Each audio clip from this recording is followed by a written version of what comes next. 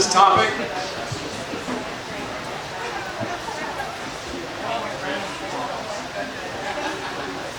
Okay, so I see a couple of people that I've seen in previous years on this, and then I see some new people. So I want to make this meaningful and useful for everyone. First of all, can you hear me in the back? Everything good? Okay.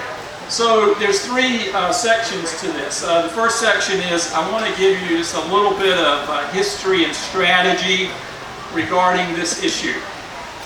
And then secondly, I'm going to talk about a couple of the issues that are impending upon us in an existential way around the corner that nobody's talking about really.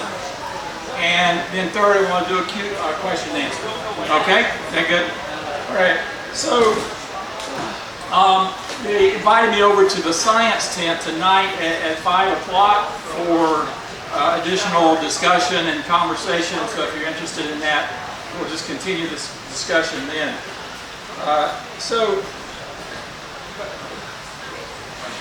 At the Wild Goose, there's lots of there's a number of critical issues that are discussed. I mean, you go to any tent and hear about climate change, gender, race issues. I mean, the upcoming election is like on us, and all of these issues, it seems to me, have a history, and if we could have gotten started on them a little bit earlier, we wouldn't be in such a crisis. Jimmy Carter, the president, put solar panels on the White House in the 70s, and the next president took them off. And so there were people who saw this coming. And if we'd really borne down on it in the 70s, we wouldn't be in an existential situation now. Same thing with democracy. So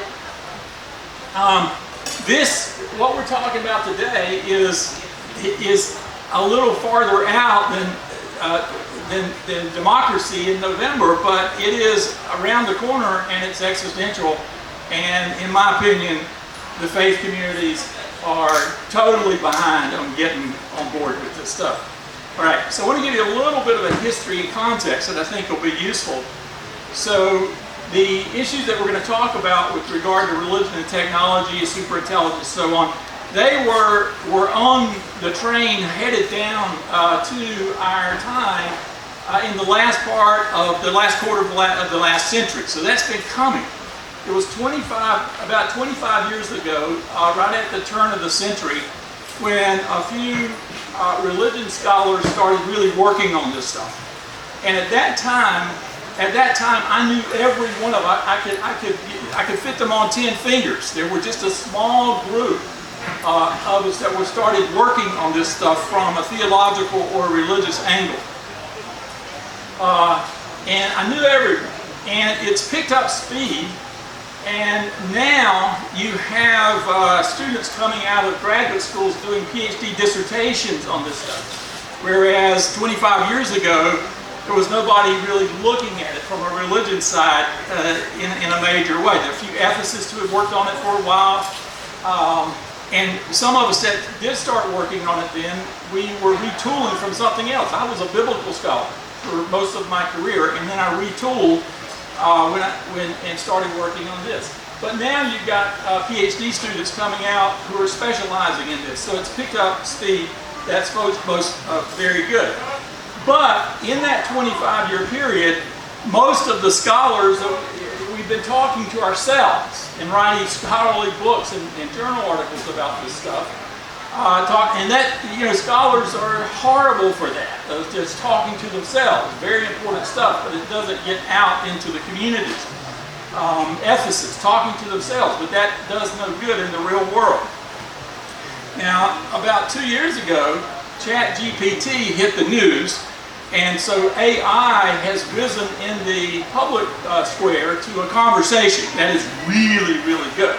And so it's getting more out there, and some of us are doing everything we can to have a conversation out in the public square about this sort of thing in churches and faith communities. Okay, so that's a little bit of the history.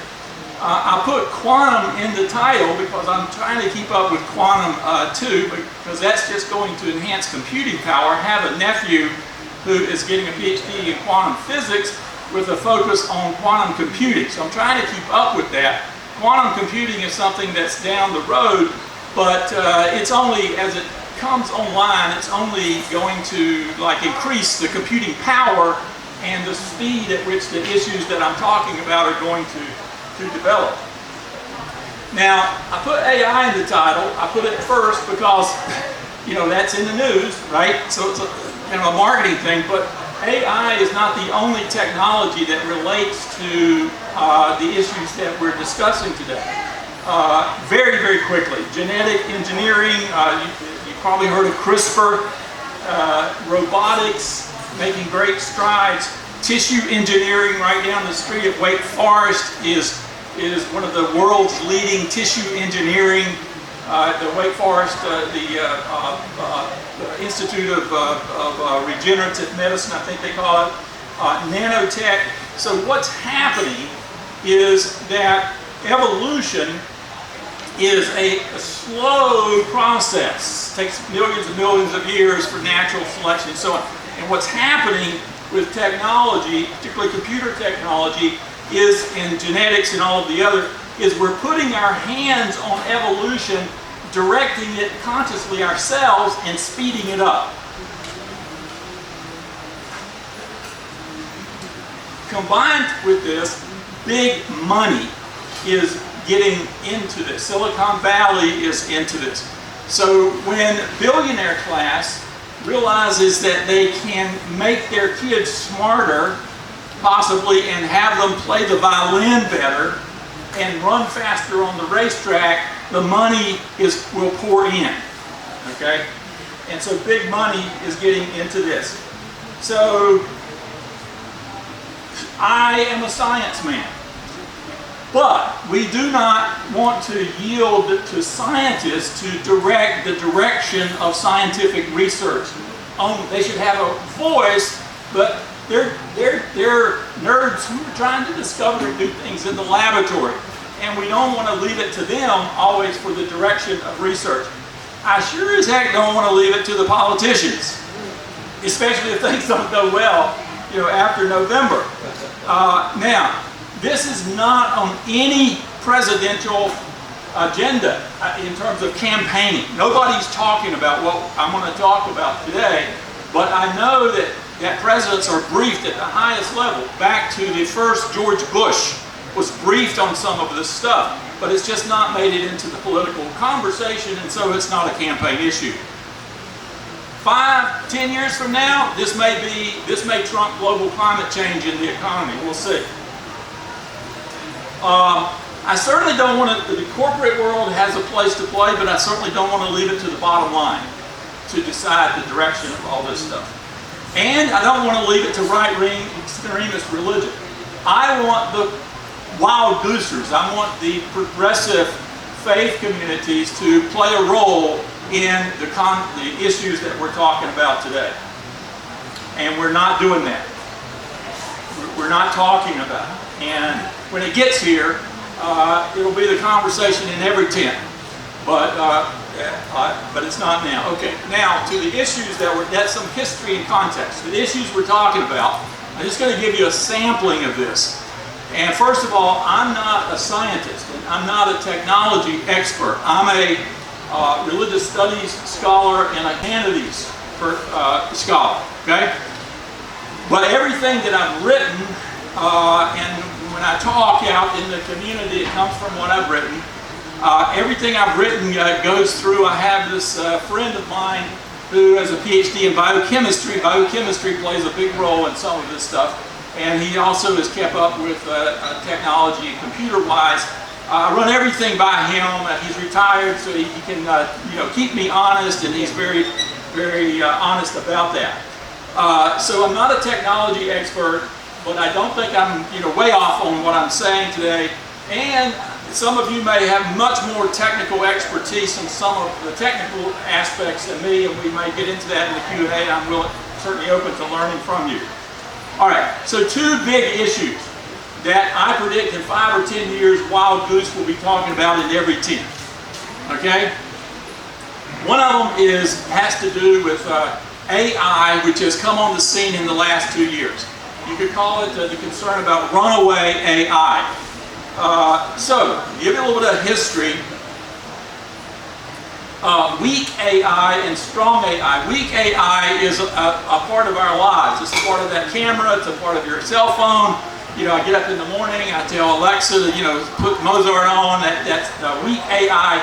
AI that does one particular thing. It's active in stock picking and banking and military simulations. It's all self-driving cars. It's all over our lives. Weak AI, right?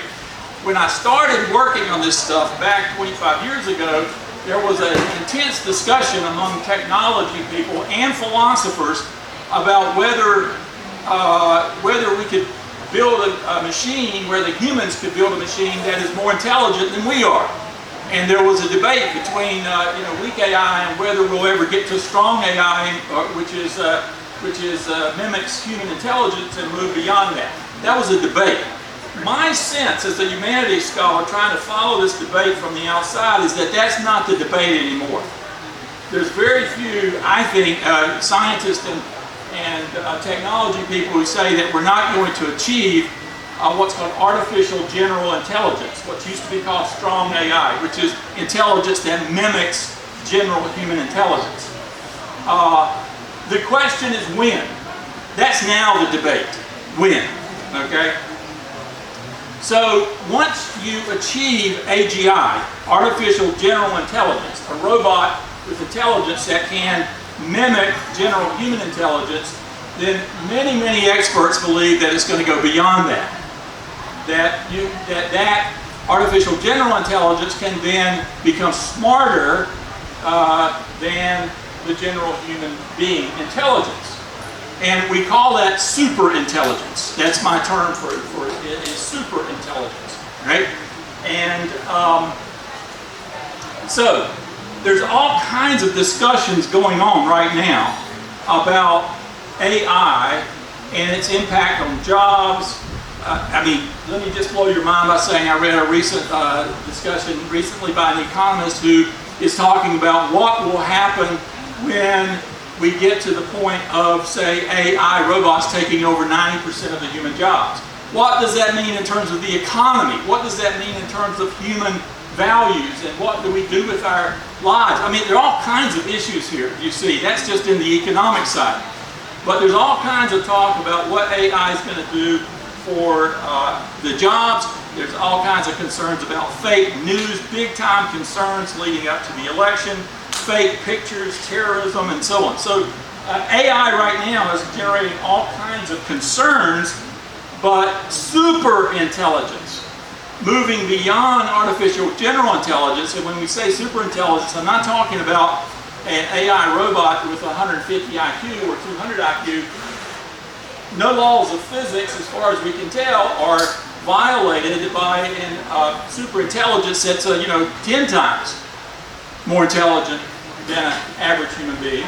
Well, if you can go 10 times, why not 100 times? So what does that mean, right? That's super intelligence, and there are people who are really concerned about the existential risk of that. So the reason they're concerned is you get a super intelligence, it has some goal, it maybe figures out whatever its goal is, and maybe it's a goal we put in there, a program, or maybe it's a goal it comes up with. Let's say, now this has been debated, this particular scenario, but I'm just giving an example. Let's say it, for whatever reason, comes up with the goal of creating as many paper clips as possible on the planet. Well, using nanotechnology and so on, maybe it turns this chair into paper clips, this microphone into paper clips, and maybe it turns you and me into paper clips, right? So that's super intelligence run away, and there's debates about whether that could happen or not. But the point is, if you get a super intelligence and it wants to accomplish something, agency in the world, then it needs more power to do that. It manipulates humans to, in the direction it needs to manipulate us. because it's 100 times smarter than we are. You get the picture. So again, I think a couple of years ago I did a whole Wild Goose talk on just superintelligence, but I'm just throwing this out as an example today. Kevin Kelly, founder of Wired Magazine, singularity, and singularity is a word borrowed from physics, but it's a word that that is used to refer to when superintelligence sort of like, you know, takes over. Singularity is the point at which, now listen, just whether this is true or not, whether he's got it, maybe if he's exaggerating, but just let it sink in what some smart people are saying. Singularity is the point at which all change in the last million years will be superseded by the change in the next 5 minutes. I mean, Ray Kurzweil, who is the leading guru of the transhumanists. Transhumanists is an intellectual and cultural movement that advocates moving down these paths. Wrote a book. It's dated now. Singularity is near when humans transcend biology. Describes it as a future period during which the pace of technological change will be so rapid and its impact so deep that human life will be irreversibly transformed. That was Ray Kurzweil in the book, The Singularity is Near.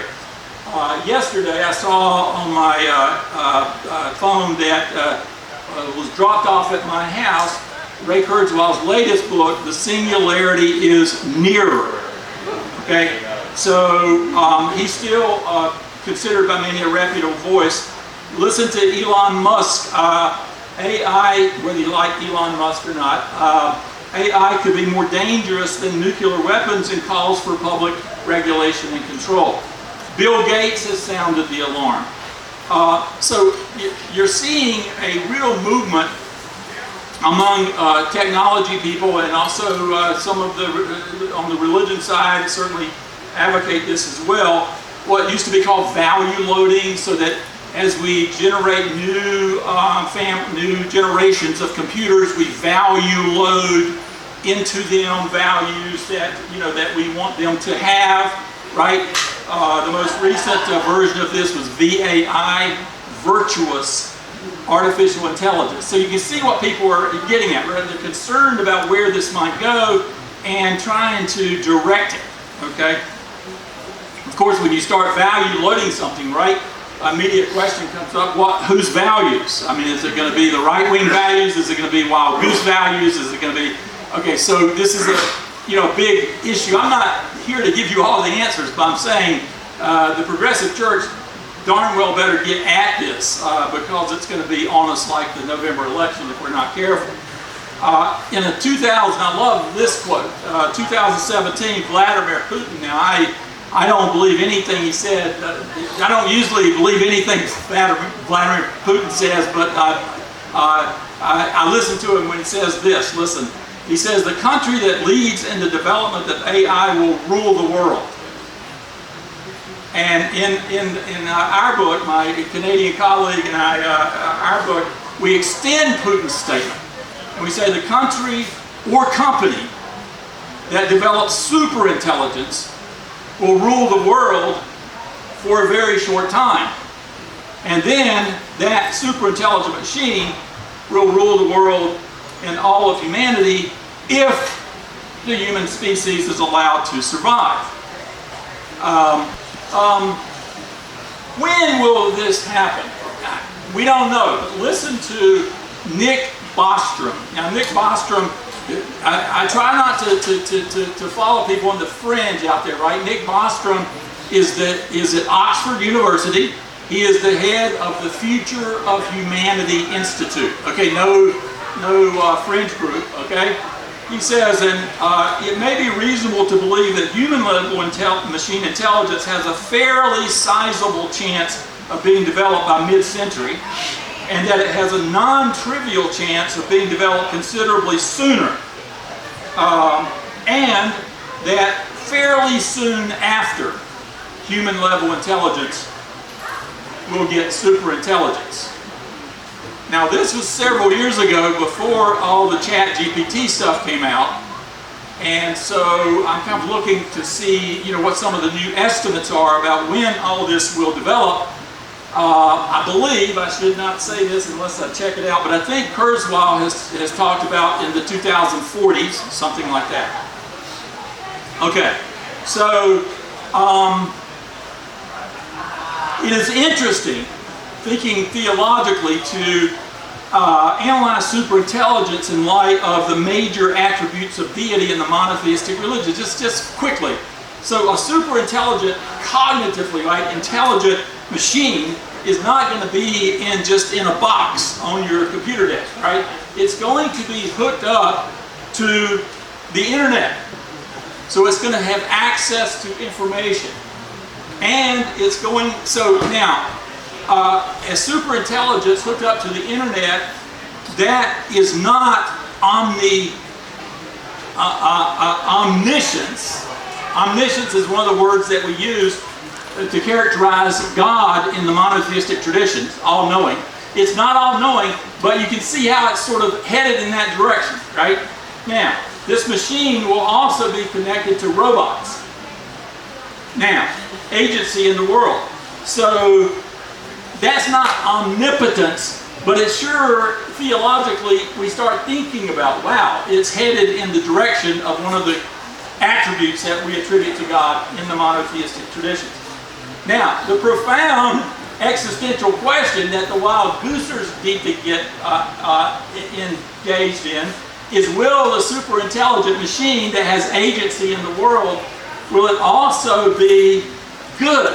Will it also be benevolent? Because we, in the monotheistic traditions, believe in the attribute of goodness. Or not? Is it going to be something else, right?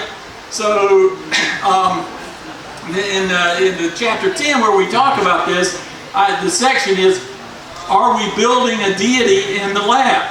Well, what kind of deity, right? That's really the question that stands before us as we stand before the coming of superintelligence.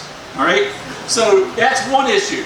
Now, very quickly, I want to just go through a second issue that I think is going to be on the presidential agenda not that long from now. So, putting our hands on evolution not only, is going to impact us as human beings. And the way this has parsed out over the last few years, the scholarly conversation, is that there are 5 categories in which all of these technologies, not just AI, but all of these technologies are going to increasingly impact us. One is in the physical. Now, the issue that popped up first and has been the most long discussed is super longevity, terminating aging in the human species. All right? The thing about this to keep in mind is that there's not just one path to super longevity. See, there's genetics, there's tissue engineering, body part replacement. There's various ways to get to super longevity.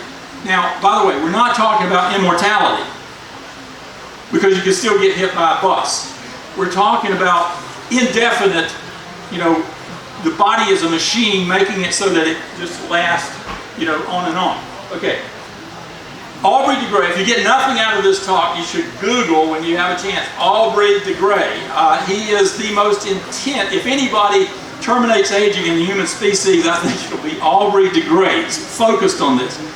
So there's genetics, there's body part replacement, and blah, blah. There's others. And Aubrey de Grey has what he calls the boring wet approach, where he is working at the cellular level to address the accumulated damage that brings on aging. And so, his vision would be that, we might head down to the health center every month and get an infusion and kind of get, right, that's his vision. So there are various paths. Now,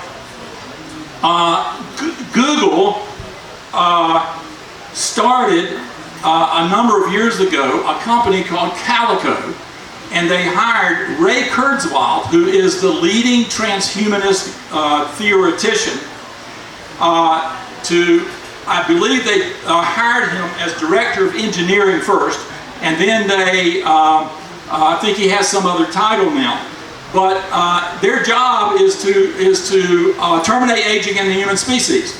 Now, you know, there's a lot of wacky ideas, but Time put this on the front page: can Google solve death? And then it said the search giant is launching a venture to extend the human lifespan. That would be crazy if it weren't Google. So Ray Kurzweil, the leading theoretician of super longevity, is sitting in a company with big power on top of all the money he needs. Right? Just want to kind of note these things. So, would you take the super longevity pill? I mean, that's like, you know, that would be a great start for in faith communities. That's the way I often start talks, is, you know, and get people to raise their hand and we talk about it, but then we go into it. So, and so I'll very quickly go through the other four. I won't talk about them in detail. So, cognitive radical human transformation. Cognitive, that's using AI and all that. Affective or emotional. We already have mood-altering drugs. That's only going to get much more sophisticated. And then here's one that might surprise you: moral enhancement. You say, well, what does that mean? Well, there's a book written many years ago by a scholar, Unfit for the Future. This scholar saw all these different enhancements, physical, cognitive, and so on, and said we're not fit for, we're not morally ready for that kind of world. And so they started talking about moral enhancement. And there are compounds and drugs and pharmaceuticals that can, for example, make us more trusting. And you might say, or peace-loving. And you may say, well, my God, let's go for that. That's very important, right, in this world. Well, what if you are an abused woman? What if you're being abused in a relationship? You want to give that woman oxycodone so that she's more trusting? I mean, you see the complications here, right? And then spiritual. You can order the God helmet right now. I don't recommend it, but my point is, there's a book out there, Spirit Tech. So there are all kinds of you know, identifying areas in the brain that you can tap that will, you know, give you various. Yeah. Can we hold questions to the? You said you weren't going to talk about it. It's the only thing I want to know about the Spirit Tech. Like, what? Can you summarize 2 sentences, maybe? Okay, Spirit Tech is using a variety of these technologies to enhance spiritual experience. Say, you know, mysticism, certain parts of the brain you can tap. You know, and so at my university we got the leading neurotheology. If you want to look at this, neurotheology would be a way of looking into this, where we're figuring out how the brain impacts spiritual experience. It's a little humbling, right? I mean, I've sat in monasteries for weeks at a time, and now to think, okay, maybe there's a plug they could put in my brain, I wouldn't have to do all that. So it raises all kinds of questions about spiritual development. I don't want to get too far off track. There's a couple of talks about this, but psychedelics, I've got a friend who is one of the leading theologians on psychedelic, you know, in theogens, psychedelic enhancement of spiritual life. So that comes in there too, right? But it's using, you have traditional methods of spirituality, right? Prayer and sitting in monasteries and so on. And then you have the book is called Spirit Tech. That would be the place to start. Thank you. Okay, so think of this as a continuum, right? So we got humans, then we got human beings who are minimally enhanced. I mean, look at this is enhancement right here, right? Glasses. Somebody may have a pacemaker, a phone, right? The phones are going to get more and more integrated into our bodies. So we got human beings like 100 years ago. We've got minimally enhanced human beings, and then we've got what transhumanists call transhuman, right? That's going to be humans that are you know, significantly enhanced through these various technologies. And then we got post-human. In other words, we're going to, look, if you look at the history of evolution, this makes sense, right? I mean, we're very focused on ourselves as a species, but if you look at the broad history of evolution, it makes sense that it's going somewhere, right? We're not the end from an evolutionary perspective, right? So my colleague and I, or a UK colleague and I, have this is scholarly book, so you may not be interested in the series, but listen to the name of the series. Palgrave Studies in the Future of Humanity and Its Successors. Okay. So, very quickly, and then I'll open it up for questions. There are all kinds of theological and ethical issues at stake here. In the Q&A we can go into these, and then later in the science tip we can go into detail of anything you want to. But let me just give you kind of an outline of some of the issues. Personhood, which in philosophy is called personhood, or sometimes in our circles we call it the image of God, right? What does that mean in light of all of these technologies that are changing us? At what point are we no longer a person, a trans person, a transhuman? So that's a whole issue. Related to that, personal identity. This is a heavy philosophical issue, personal identity. So if I replace over time every part in my Jeep so that none of the original parts are there, is it the same Jeep? See, that's a philosophical question. And it's a question that's going to be applied to the human body as we increasingly be able to replace things. The role of the body is a big issue. I have some of my theologian friends have serious debates because they say no, they're against a lot of these developments because they think that the body is important and that we need to maintain a physical structure, and so they don't want to go down some of these paths. And I've tended to be more progressive on this. Now, it's not because I don't think bodies are important, but they asked the Apostle Paul, I'm a biblical scholar, right? They asked the Apostle Paul, with what kind of body do we show up in the resurrection? Okay, so if you are moving into a post-human structure, it's not necessarily just going to be cyber, because if you download your mind into a computer substrate, it's not necessarily going to be just a box, because with tissue engineering and all that in robotics, you can have a body, but it may not look like the body we got now, you see. So that's a big debate among theologians about the role of the body. Death takes on a whole new meaning, and it's critical that the other religions, you have Hinduism with karma, reincarnation, all kinds of issues about death. Is all of this of God?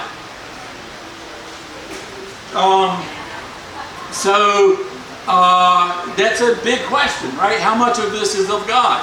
I tend to be more progressive than some of my colleagues. There's a phrase, co-creator, that we co-create with God, and one of the ways God creates and expands grace in the world is through technology. Okay, we can argue about that, but it's a conversation we need to be having. The first line in the book is, get this one, the first line in the book is, the religions of the world will come to an end or thrive depending on how they respond to the topics of these books, right? Ethics. This is going to impact, these changes are going to impact family life, social life, politics. I have some of my liberal friends, right, are very, very hesitant about a lot of these developments. And the main reason is social justice. They're worried that the rich and powerful are going to have access to all this, right? And there's some good history to that. And others are, more progressive on this, or have a different view. And so what's going to happen? Just watch this now. It's already happening. What's going to happen is that typically the wild boosters, all progressives have the similar view, sort of stand together on climate change and gender and gay issues and so on. And the right wing, they stand together. This is going to really mix things up.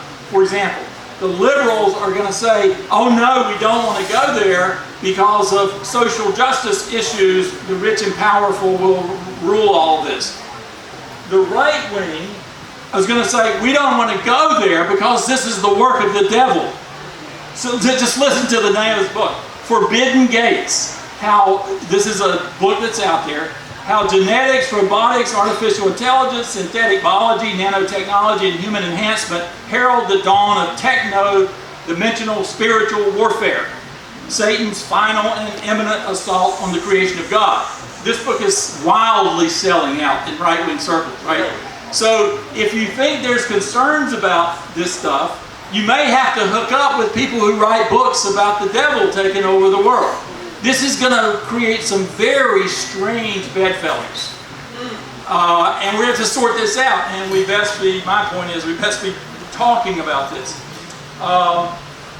Okay.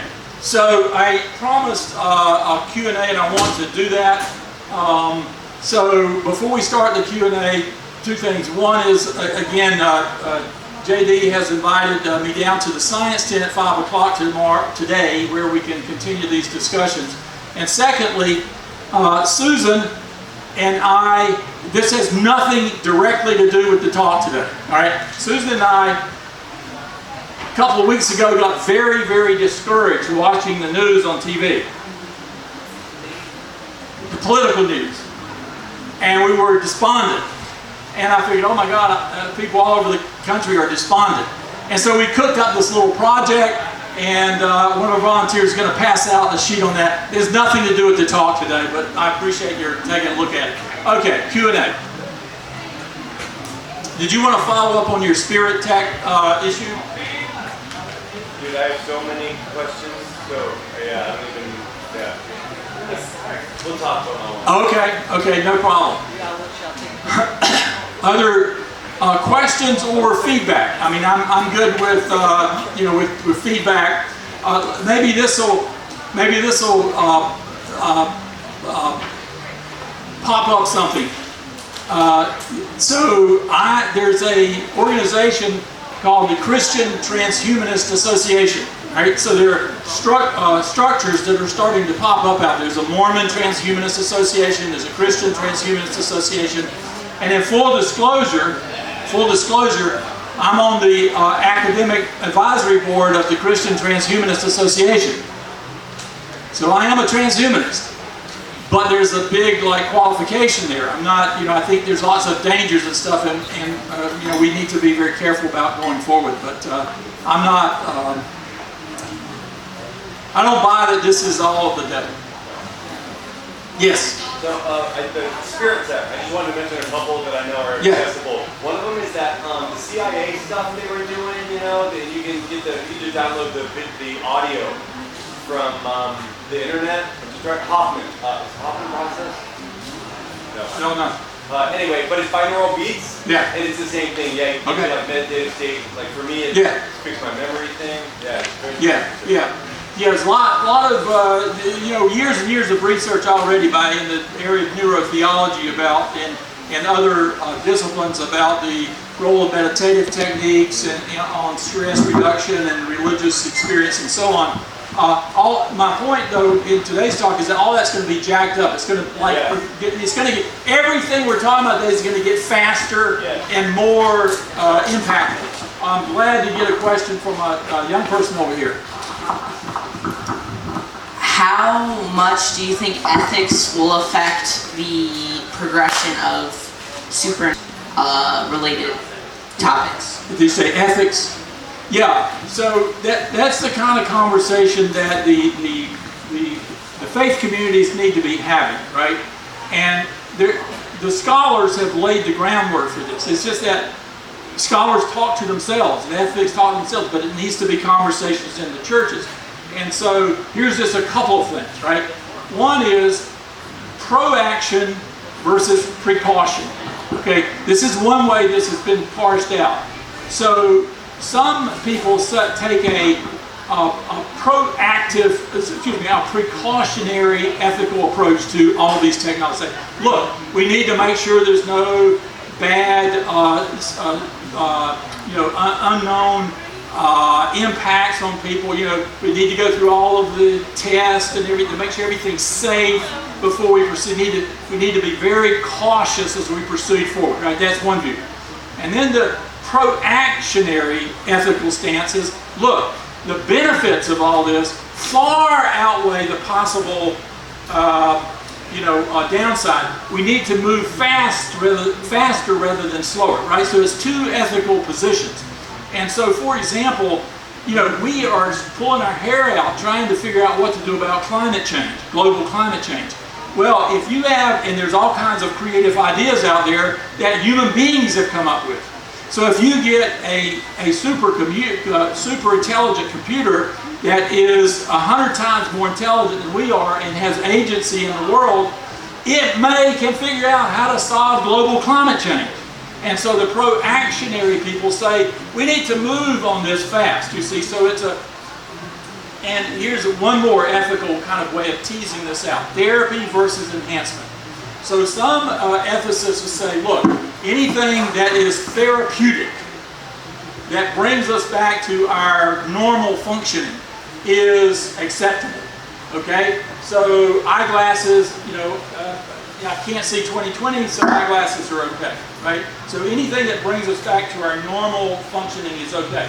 Enhancing us, and they would put it often this way, changing how God made us, right, into radical enhancements so that we can run 100 miles an hour, that's offline. So some people tease it out that way. It seems simple, but it's really not, right? I mean, a baseball pitcher, baseball players have better eyesight than you and me. So is that normal, or right? So what's normal then gets all kinds of interesting conversations. Yes. I was just going to say the already discussion about like creating humans, creating something out of petri dish, or just generating a new person. Yeah. Has already started that discussion at some point, but it's some countries disallow it altogether. Absolutely, great question. Because see, so I've been kind of likening this to extraterrestrial life. Okay, so there's a lot of discussion now about whether there's intelligent, sentient life outside planet Earth. All right, if you look at the numbers, it seems like most experts would say yes, there is such a big universe. Okay, that yes, there is. So that seems to me a similar question to superintelligence. A computer that moves to artificial general intelligence and superintelligence, is that a person? Does it have sentience? Does it have personhood? Right? The Pope said that if an extraterrestrial alien being showed up and wanted to be baptized, the Pope said, I'd baptize him. Right? So we've got to figure out, what it means. The image of God, what does that mean? Does that mean just Homo sapiens? Or does that mean post-human, sentient, intelligent life? Does it mean aliens, right? And some have my opinions about that, but those are great questions that are not just theoretical and thought questions. They're increasingly going to confront us face on, head on. Yes. So I have a question. You mentioned a few times that the conversation needs to move beyond the scholars and move into our churches. I'm wondering how that happens. I'm someone that if I'm going to take action or if I'm going to be an advocate, I want to know what I can do, where I can sign up. So I'm interested how you feel those of us who aren't involved at all in the conversation would even enter that.Here would we seek information to start the conversation? Well, so I saw a couple of weeks ago a mainline Presbyterian church. It's the first one I've seen. I'm sure there's others I haven't seen. I saw a mainline Presbyterian church that had a 3-day study course on current topics, and one of them was transhumanism, right? And they had some competent people in. They had somebody who knew about what they were talking about, and I was interested to see how they would do it. But that's what we need, right? You need to find some resource, people who know what they're talking about. I'm trying to do as many public events as I get invited to, and so there's an increasing number of people who are theologically trained who are following these things. There's not that many, but they're out there. I mean, if and you want to email me, I can. Whatever state you're in, I can try to give you some connections. So the book that I wrote is accessible to informed lay people, and so you could have if you can't find a resource or you don't have enough funds for a resource, you have a study group in the church, right? And read a book about this and have a conversation about it. With technology, a virtual technology, you could find a resource person, anywhere in the country. I mean, I'd be willing to do it, right? So I think you just you tackle it like you would any issue in the church. You find resources, print or virtual or in person, and you go for it. You have these conversations. Yeah. I've heard you talk before, and one of the most profound calls to action I've heard you do before was give some examples of unintended consequences. Tell the computer to solve climate change, they say, let's do away with the human race. Yeah. So, do you have other examples as a call to action? I'm not sure that that's the answer that was given by AI when you asked the question. I think that's a lot of our assumptions, and that's more indicative of our fears or whatever than where the... Yeah. Sorry. Well, I've got, I've got, like a lot of you probably, I've got politics on my mind these days, right? And so I think that not necessarily superintelligence, but AI is going to be used by lots of entities that in order to steer political directions. And I think that's that's not really that's their intended consequence. For those of us who are not on top of this, it's a consequence of all of this that we're not prepared for. So there's all kinds of political consequences, I think, to the use of some of these technologies. But superintelligence, we could sit here and really just kind of speculate about all kinds of heavenly and hellish scenarios with superintelligence. Part of the big issues we don't know, it's a big unknown. We just have almost nothing to kind of work with here in terms of figuring it out. We've got 3 more minutes. Anybody else? Yeah. So for a long time I was a technology teacher, okay. And so I kind of saw technology change. My dad was an AV company guy. So I just kind of watched it all happen, and then I became an educator and a youth pastor. And all of these arrows and all these questions, I always found that they pointed back to my class, the kid asking the question. And there's so many words we're throwing around today, like intelligence and deity and benevolence and spirituality, and we can't define these words. Like, we can give examples of it or whatever, but it's like my struggle in church with sin. We can give examples of sin, but what is sin exactly? That kind of nuanced understanding and wrestling is really linguistic, and it bounces around in like our psychology with all of our quirks and the personality stuff. And in this opportunity now, I think the real question is, we've been talking about AI, I think it's AC is the real question. What does AI stand for? What's AI? Artificial consciousness. I think that then has value systems that could want us gone or whatever. Right now it's just literal logical, but then the constraints really are value judgments that we make, and we don't even know why we make them. And I think that self-evaluation is going to help us understand ourselves, our kids, as well as the robots when they come, which is going to be damn fast. Thank you. I think I'm going to end. I think I have one minute. I'm going to end with this. It's beautiful, but it's just like to walk away with this. It's a letter to Mother Nature by Max More. Now, Max More, you get his name, Max More. He changed his name to Maximum More. Right? So he's a transhumanist, and I met him. But listen to this. I'm just going to read part of this letter. It's just something to walk away with, right? Dear Mother Nature, sorry to disturb you, but we humans, your offspring, come to you with some things to say. We want to thank you for the many wonderful qualities you've bestowed on us. You've raised us from simple self-replicating chemicals to trillion self-manimals. You've given us free reign of the planet. You've given us lifespan longer than most any other animal. You've endowed us with a complex brain, blah, blah, blah. But Mother Nature, Truly, we are grateful for what you've made us. No doubt you did the best you could. However, with all due respect, we must say that you have in many ways done a poor job with the human constitution. You made us vulnerable to disease and damage, compel us to age and die, just as we're beginning to attain wisdom. You were miserly to the extent which you gave us awareness of our cognitive, emotional processes. You held out on us, given the sharpest sentences to other animals. You made us functional under only narrow environmental conditions, limited mineral and so limited memory and so on. And then what you made us is glorious yet deeply flawed. You seem to have lost interest in our further evolution some 100,000 years ago. Perhaps you've been hiding. Anyway, we've reached our childhood's end, Mother Nature. We have decided it's time to amend the human constitution.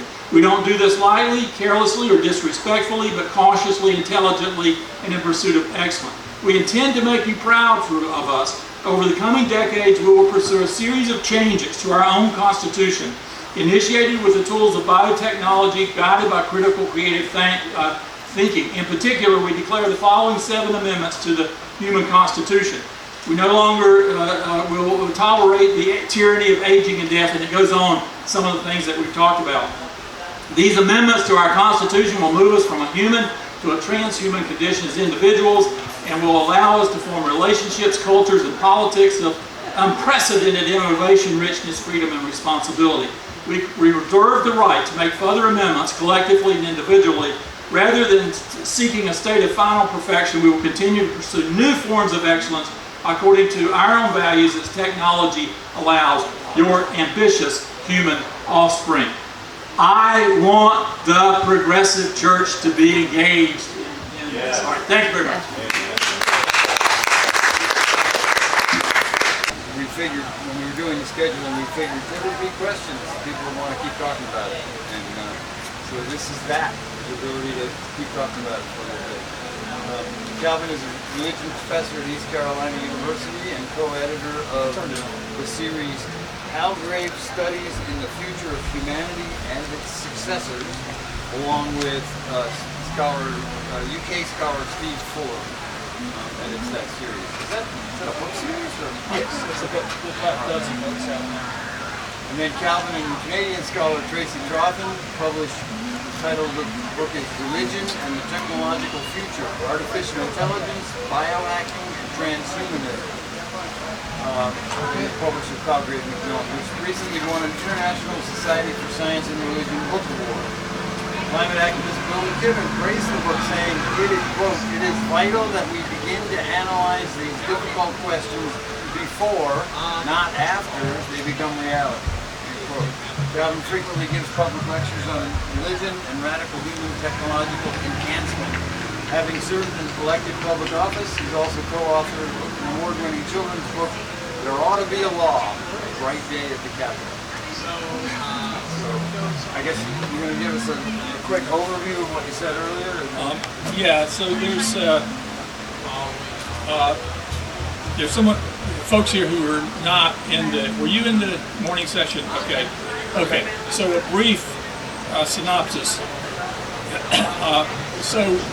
There was two sections to the morning session. First was a little bit of history and context and strategy related to these issues. So while Goose is very good at addressing existential issues and current issues like global climate change and democracy surviving and so on, but what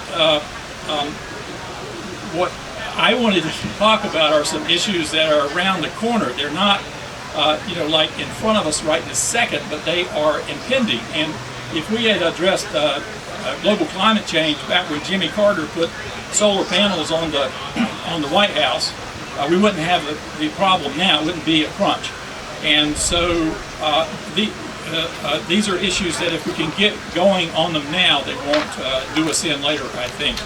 So, and basically what we're talking about is a variety of technologies and therapies like genetic engineering, body part replacement, nanotechnology, robotics, that are in effect allowing us to put our hands on human evolution and speed it up.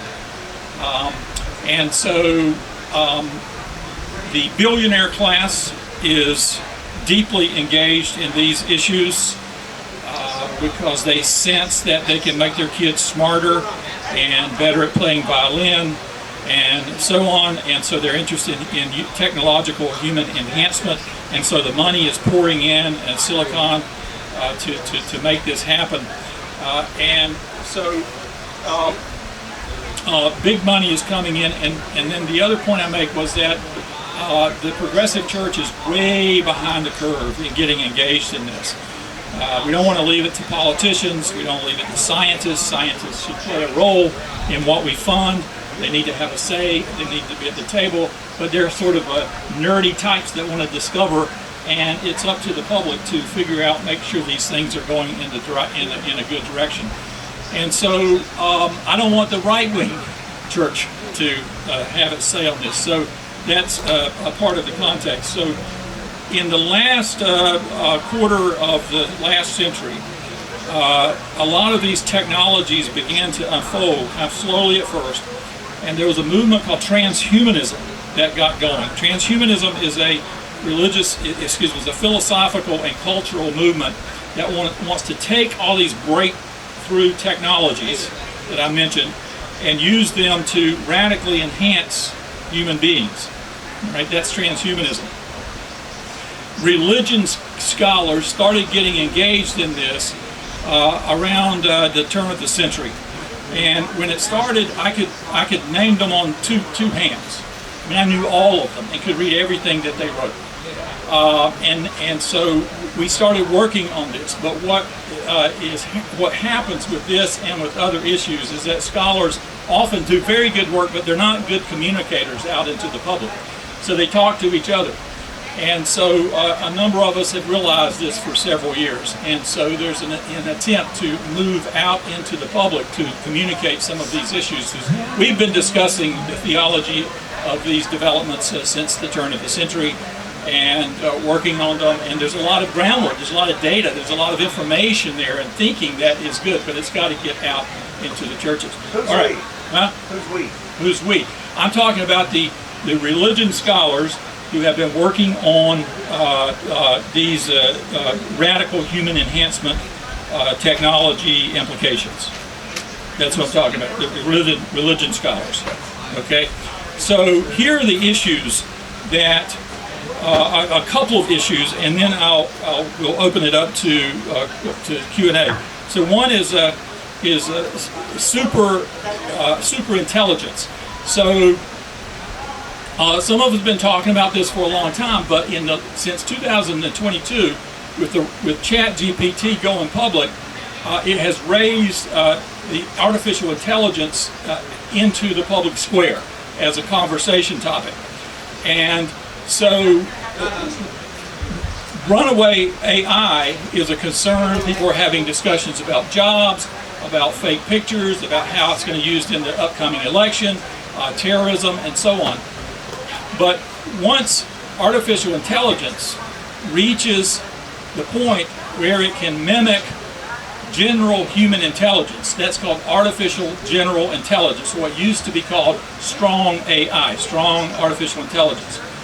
And they're experts, I could give them to you in the Q&A if you want me to, but they're experts who are pretty clear that once a machine gets to the point of mimicking general human intelligence, it's going to be able to go beyond that, and that's what we call superintelligence.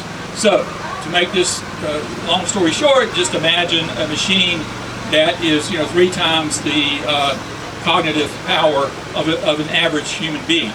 And as far as we know, there's no laws of physics that would be broken by making, if it can be 3 times as powerful, why not, 100 times as powerful? And so that's what we're talking about, superintelligence. So once you get to that point, yeah. Is that partly because it can design its own successor? Well, that's a part of where we're at right now, where historically the old paradigm is that we program the computers to do what we want them to do, right? Make this car drive safe. Give me a military simulation. But now we're getting to self-generating. That's what everybody's talking about on the technical side, self-generating, where they begin to, self-generate. And that's the concern of once you have a self-generating machine that then has super intelligent power hooked to the internet and hooked to robotics with agency in the world, what does that mean? So if you sort of go to the extreme of this, just listen to a couple of quotes. Kevin Kelly, the founder of Wired magazine, it's the point at which the change on the planet in the last 1 million years is superseded perhaps by the change in the next 5 minutes. I mean, that's a bit of hyperbole, I think, exaggeration, but you see where he's going. I won't give you the quotes I did this morning, but Elon Musk, Bill Gates, Vladimir Putin, and others. China is putting big money into this. Silicon Valley, big money. So theologically, a super intelligent machine is not God, but in the monotheistic religions, we talk about all knowledge, right? Omniscience. So it's kind of theologically, to analyze this, it's like moving in the direction of what we call deity. You connect it to robotics and agency in the world. Omnipotent, all-powerful, another attribute of God that we've traditionally talked about in the Western religions. And then the third one is the critical one, right? The God of the Western religions is a good God. And a section in the book of building, a good deity in the lab, but it could go the other way, right? Building a devil in the lab. So there's no guarantee that the all headed toward all powerful, headed toward all knowledge machine is going to be benevolent. And so experts work really hard to value load, to place into the next generation of computers values, which raises another question: whose values, yours or mine, or some right-wing values? And so that's some of the theological issues. Now that's one issue, superintelligence. I really think, and this, the experts disagree about when this could come, but some of the estimates by some people who are very, not the French people, in the 2040s, something like that, mid-century, we're talking.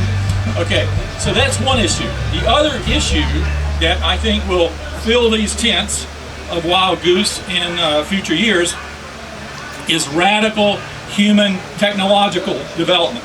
So since I have our science friend here, I'll put this in an evolutionary perspective. So we came out of the mud and we get ordinary, human beings, Homo sapiens, right? Then we get what I would call minimally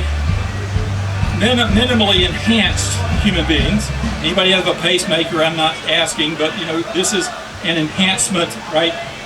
The phone you picked up this morning is going increasingly integrated into our bodies. So we are getting, minimally already cognitively enhanced, physically enhanced, and so on.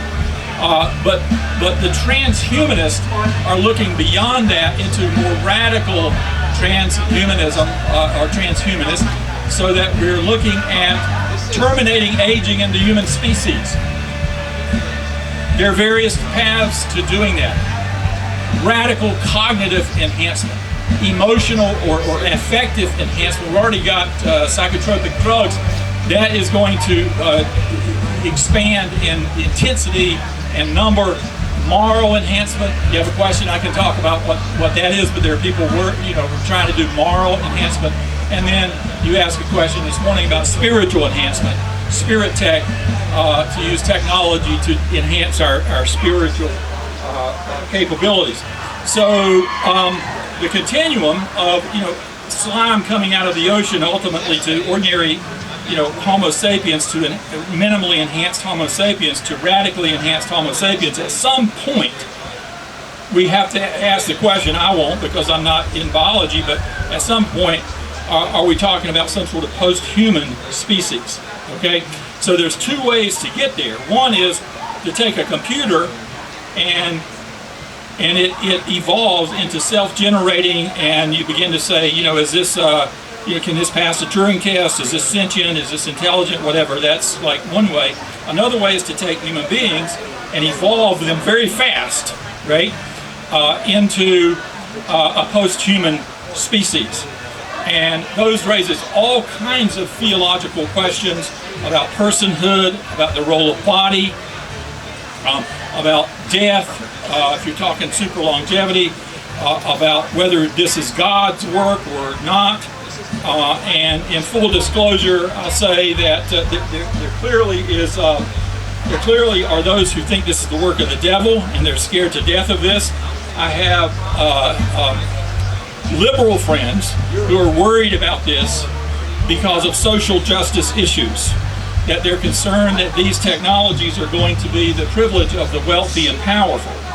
Okay, that's a legitimate criticism, but they're going to link up, and this is what's going to be interesting, because usually left and right are in their own groups on climate change, race, and so on, and politics, but the liberal left, who are concerned about these issues, are going to link up with people who think these technologies are the work of the devil to take over the world, and are writing books like How the Church Aids the Rise of Transhumanism and the Coming of the Overman Heralds Satan's Final and Imminent Assault on the Creation of God.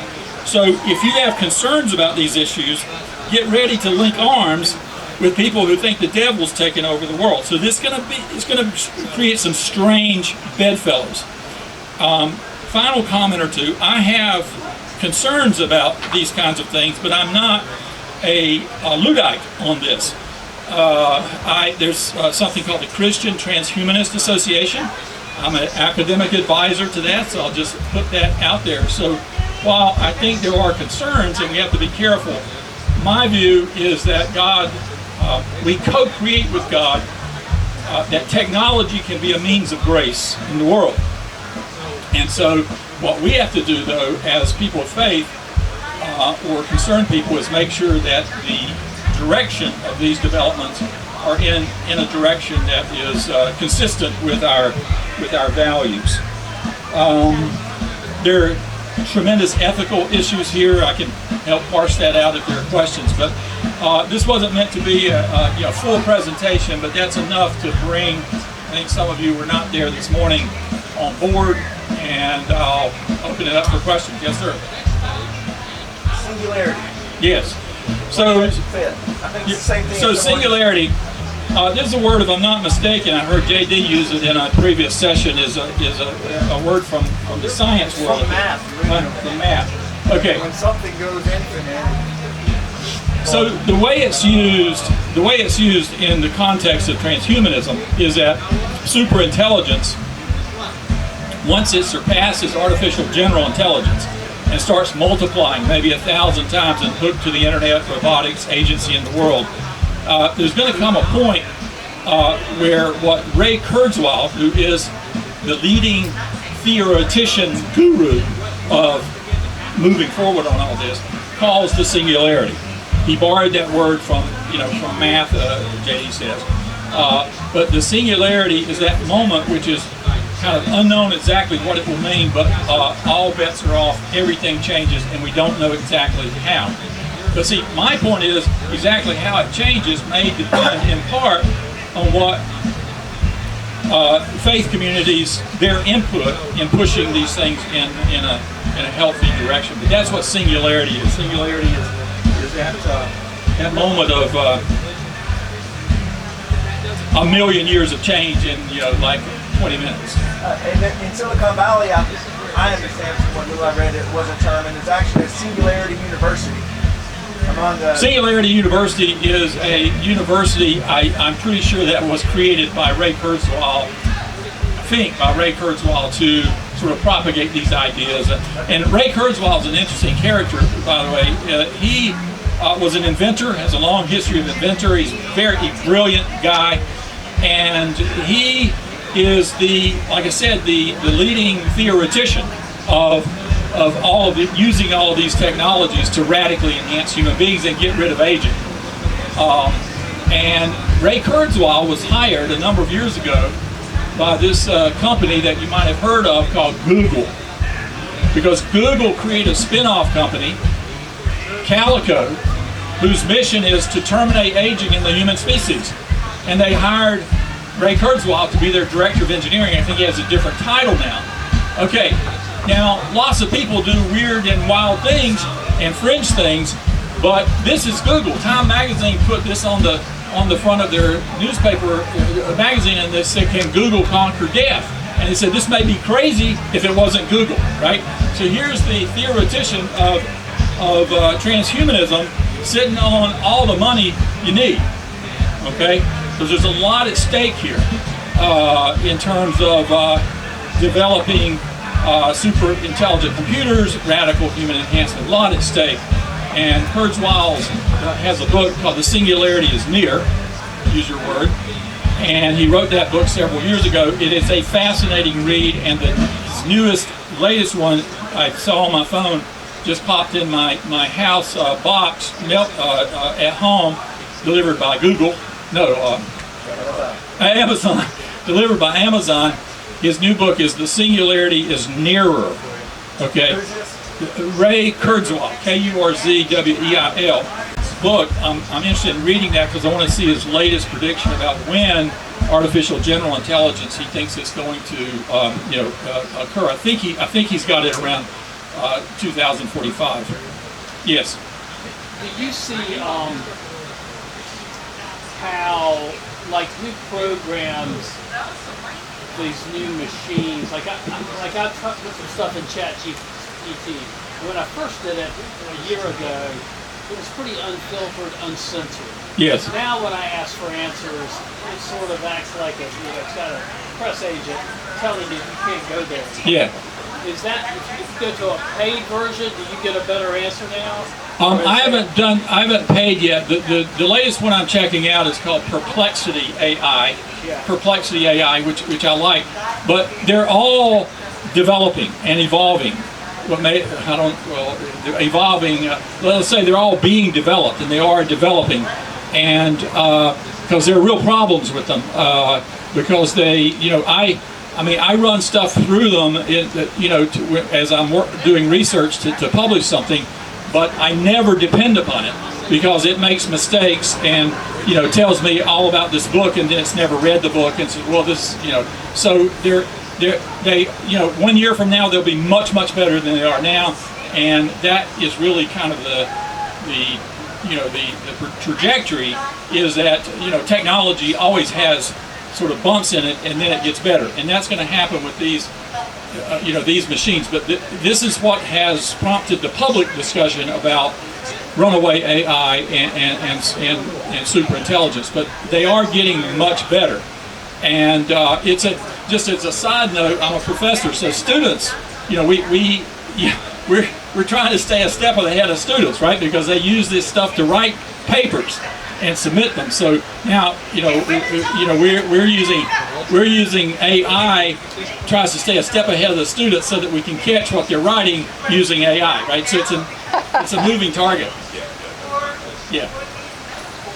Another great book I think in this ballpark is Megan O'Gieblin's God, Human, Animal, Machine. I don't know if you're familiar with that one. I'm not. It's excellent. But she draws out kind of a lot of resonances between kind of quests for eternal life, yes, through life extension and that kind of thing. Kind of resonances between that and religious thinking. Yes. And singularities and eschatological thinking and that sort of thing. And she's not writing from a Christian perspective, but I could imagine someone from that perspective being very skeptical about placing a different kind of goal or different means of reaching eternal life in place of what Christianity has held up as the means for that. So I wonder, as an advisor to the Christian Transhumanist Association, whether you see the technological developments as like realizing theological, eschatological. Okay, so let me respond and see if this responds to your comment, and if not, just follow up. Okay, so for a long time, or for many years, transhumanists were using